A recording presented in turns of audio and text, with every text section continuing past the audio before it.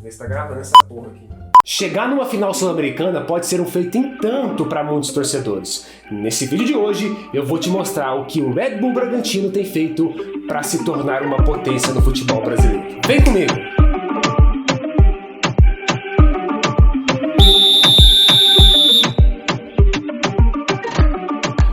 Fala, jogador, beleza?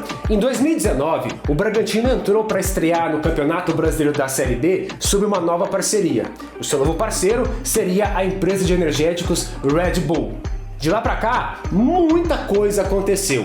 O Bragantino venceu a Série B daquele ano, se classificou obviamente para a Série A, no ano seguinte se classificou para a Sul-Americana e agora, em 2021, vai disputar a sua primeira final internacional. Mas vem cá, você sabe realmente o que tem feito a diferença no Massa Bruta para conseguir essa ascensão expressiva? Então vem comigo, deixe seu joinha, se inscreva aí no canal que eu vou te mostrar os principais fatos sobre esse time que está se tornando uma potência no futebol brasileiro. Galera, aqueles mais saudosistas do futebol sabem que o Bragantino já teve seus momentos de glória no passado. Apenas para te resumir, o Massa Bruta começou seus anos dourados, como a galera gosta de chamar, vencendo uma Série B em 89 e se classificando para a final do Paulista no ano de 1990, fazendo a famosa final caipira contra o Novo Horizontino e faturando o estadual daquele ano. Em 91, ele foi vice-campeão do Campeonato Brasileiro. E olha aí, eu vou te resumir os nomes que passaram pelo Bragantino durante esses momentos de glória.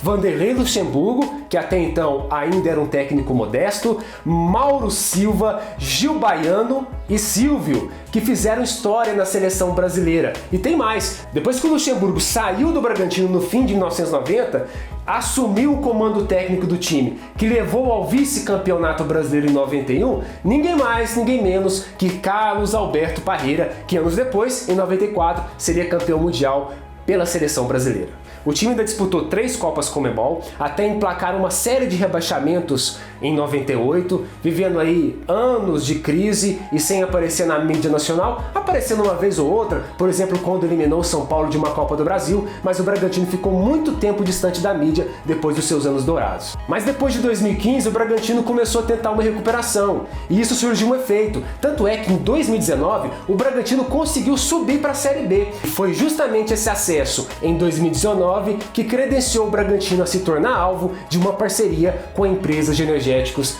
Red Bull. A Red Bull já tinha uma certa experiência aqui no Brasil com gestão de times, já comandava o RB Brasil, que naquele ano de 2019 tinha sido líder da fase de classificação do Paulista. Entretanto, a empresa acreditava que precisava investir em um time que tivesse potencial de colocar a sua marca sendo exibida em pouquíssimos anos na Série A e em competições internacionais. E foi por isso que ela viu no Bragantino uma ótima oportunidade de fazer esse investimento, construir essa parceria de clube-empresa que em 2019 foi acertada, onde os valores da negociação giraram em torno de 45 milhões de reais. Assim, em 2019, nascia o RB Bragantino. Do elenco do Bragantino, que subiu da Série C para a Série B, ficaram apenas 4 jogadores. Grande parte dos outros atletas vieram daquele elenco que estava no RB Brasil e que foi líder da fase de classificação do Paulista daquele ano. Sabe um nome importante que veio do RB Brasil? Claudinho, que hoje é muito conhecido pelos torcedores, um grande jogador, inclusive está sendo convocado para a seleção brasileira, veio daquele elenco do RB Brasil, que depois se juntou ao RB Bragantino. Assim, a empresa de energéticos, a Red Bull, decidiu fazer com que o RB Brasil ficasse apenas na categoria de base e investiu suas fichas no futebol profissional com o RB Bragantino. E o planejamento foi traçado. Para CEO do clube empresa, trouxeram o Thiago Escuro, que na verdade já era o CEO do RB Brasil. O presidente do Bragantino foi colocado como presidente de honra e a meta foi traçada. Era fazer contratações, mesclando juventude daquela base de elenco que já tinha com alguns jogadores importantes para conseguir o acesso e chegar à Série A logo. Só para você ter uma ideia, em 2019, o Bragantino contratou de jogadores conhecidos Edmar, lateral ex-São Paulo, Thiago Ribeiro, ex-Santos, ex-Cruzeiro, atacante, e Morato também, ex-Ituano, também conhecido pela galera. Como a compra foi feita sem muito tempo hábil, A Série B de 2019 ainda foi disputada pelo Bragantino com um nome de Clube Atlético Bragantino, sem mudanças no uniforme, sem grandes mudanças em escudo. Mas no ano seguinte teve a sua composição de identidade visual finalizada. Alterou-se um pouco o escudo, colocando a logomarca da empresa que havia comprado, alterou-se também o nome e inseriu-se a cor vermelha em seus uniformes, inclusive o terceiro uniforme do Bragantino também é vermelho. Isso gerou uma certa polêmica. A princípio, muitos torcedores não aceitaram bem as mudanças, mas já não havia o que fazer. A compra já tinha sido feita, a Red Bull já estava administrando o time e assim seguiu o Bragantino fazendo as suas mudanças de identidade visual, mas mantendo o nome Bragantino, evidentemente, no escudo. E o sucesso foi grande, viu? O Bragantino não só subiu de divisão, como venceu a Série B em 2019 e com folgas. O sucesso foi tão grande que na temporada de 2020 a parceria decidiu investir cerca de 100 milhões de reais em estrutura e contratações. Reformaram o estádio Nabi Abichedi, ajustando a questão de lanchonetes, vestiários, arquibancadas e gramados. Inclusive há um projeto para fazer com que o estádio se torne uma arena e também contratou jogadores, mas agora com um perfil um pouquinho mais diferente. A empresa decidiu investir pesado em jovens com potencial de venda, porque é assim que eles trabalham com outros times que eles têm pelo mundo afora. E olha só as contratações. Arthur, Palmeiras, 25 milhões de reais. No Atlético Mineiro vieram Alejandro e Cleiton, respectivamente por 14 e 23 milhões de reais. Do Grêmio veio Tony Anderson, 13 milhões. Do Cruzeiro, o Everton, 5 milhões. Todos eles atletas jovens e promissores. Tanto é que essa filosofia do Red Bull Bragantino de ter um time jovem ajuda nas ambições que a empresa tem para o estilo de jogo que ela quer que o time adote. Um estilo de jogo ofensivo, que aperte a saída de bola, que tem intensidade o tempo todo, que valoriza também a posse de bola, e jovens atletas geralmente são mais propícios a conseguir executar este jogo de intensidade durante toda a partida. Olha só para você ver, o Claudinho, que veio lá do RB Brasil, jovem, potencial, por isso se manteve no clube, e inclusive foi dada a oportunidade para ele, foi vendido para o Zenit na Rússia. E sabe qual o valor da negociação? Cerca de 92 milhões de reais. Só que nem tudo são flores. Elenco jovem, jogadores mais inexperientes,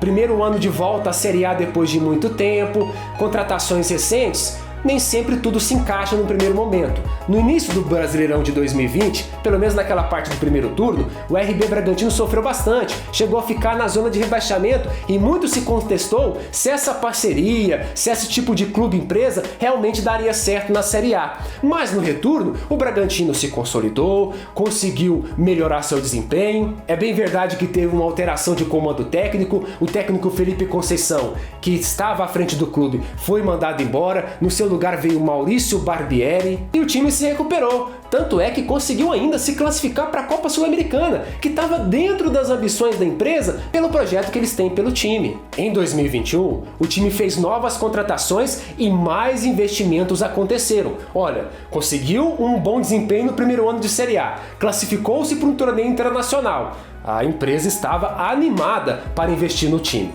E o perfil continuou o mesmo, jovens atletas com potencial, também trazendo jogadores por empréstimo e fixando um valor de passe para adquirir o jogador caso ele fosse bem na equipe. Exemplo disso foi o jovem Natan, zagueiro. O Bragantino pagou 5 milhões de reais pelo empréstimo, pode pagar até o final do ano 22 milhões de reais para ficar com o atleta em definitivo. Dessa vez a empresa decidiu não divulgar tanto os valores da negociação. Isso porque lá em 2020, quando divulgou o valor do investimento, muito se contestou.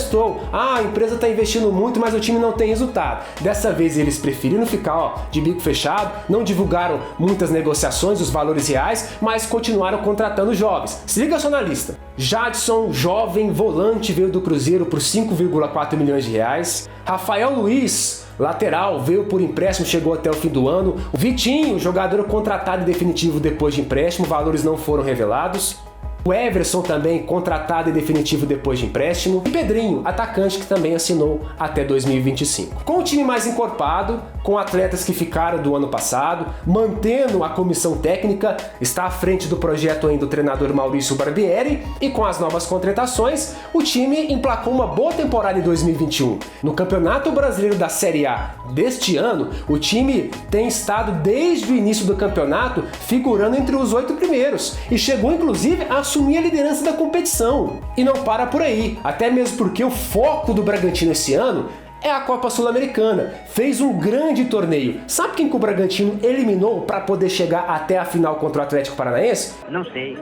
Pega a lista aí para você ver. Na fase de grupos, o Massa Bruta fez 12 pontos, deixou para trás Emelec, Tolima e Talheres. Esses times aí são velhos conhecidos de clubes brasileiros, hein? Solta aí, editor. Não! E para chegar à final, eliminou Independente Del Valle nas oitavas, nas quartas passou pelo Rosário Central e ainda eliminou na semifinal o Libertad, vencendo tanto em casa como fora, lá no Paraguai. Na final vai enfrentar o Atlético Paranaense, que também tem sido destaque bem frequente na grande mídia esportiva, principalmente pelos últimos resultados. O Furacão eliminou na semifinal ninguém mais, ninguém menos que Peñarol. Jogo duro, jogo único no Uruguai, e o Bragantino vai para sua primeira decisão internacional da sua história e vindo de uma parceria que iniciou em 2019 e agora em 2021 pode colher frutos do seu primeiro título internacional. Vocês viram, galera, que de 2019 para cá muita coisa aconteceu. A parceria do Clube Empresa se iniciou, o Bragantino conseguiu um acesso, fez uma classificação para a Sul-Americana e se tornar uma participação em final e vem fazendo um bom desempenho, contratando jovens atletas e com um papel tático em campo de um clube mais aderido ao que é o futebol atual. A grande questão é, com tudo isso que eu mostrei para vocês, o Bragantino está no caminho certo para se consolidar um grande clube brasileiro? Ter se tornado o Clube Empresa é fator determinante para esse retrospecto? Ou vocês acham também que é importante a questão do perfil de contratações, perfil tático, organização e planejamento dentro de um clube? Então é isso, pessoal. Deixe seu comentário, responda essas perguntas, interaja comigo, deixe suas sugestões, clique no joinha, se inscreve no canal e ativa os sininhos de notificações. Até a próxima, jogador!